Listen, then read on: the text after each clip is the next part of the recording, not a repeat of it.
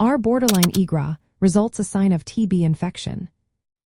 Have you ever wondered what borderline results from an interferon-gamma releases assay mean for tuberculosis?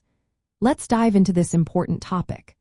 Borderline IGRA results indicate an uncertain likelihood of infection with Mycobacterium tuberculosis. They do not provide a clear confirmation or exclusion of tuberculosis infection. This gray area means that these results requiring careful clinical interpretation and follow-up. IGRA tests, such as QuantiFERON-TB Gold plus and T-SPOT.TB, work by measuring how the immune system responds to specific tuberculosis antigens. A positive IGRA result usually suggests a likely infection, while a negative result indicates that infection is unlikely. However, when it comes to borderline results, especially with the T-SPOT test, the information is not conclusive.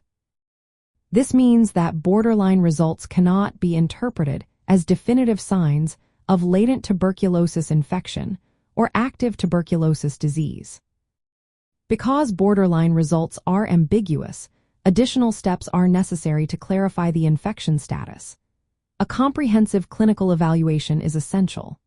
This may include reviewing symptoms, conducting a chest X-ray, and performing sputum examinations if needed. It is also important to consider epidemiological risk factors and the individual's medical history to assess the likelihood of infection. In some cases, healthcare providers may recommend repeating the IGRA test or using complementary tests, such as the tuberculin skin test, to increase diagnostic sensitivity. Close observation and short-term follow-up testing are particularly important for healthcare workers or individuals in moderate to high-risk populations. This monitoring helps identify any changes in test results over time. Interestingly, introducing a borderline zone for IGRA interpretation can help reduce false conversions and improve decision-making. However, this approach requires careful application and clinical judgment. In summary, borderline IGRA results are not a definitive sign of tuberculosis infection. Instead, they representing an indeterminate finding that requires further medical evaluation and monitoring.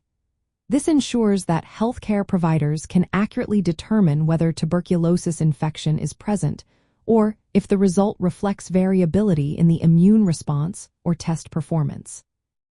It is crucial to integrate IGRA results with clinical, radiographic, and epidemiological information for a comprehensive diagnosis of latent or active tuberculosis. Always consult with a healthcare professional for personalized medical advice regarding tuberculosis testing and diagnosis.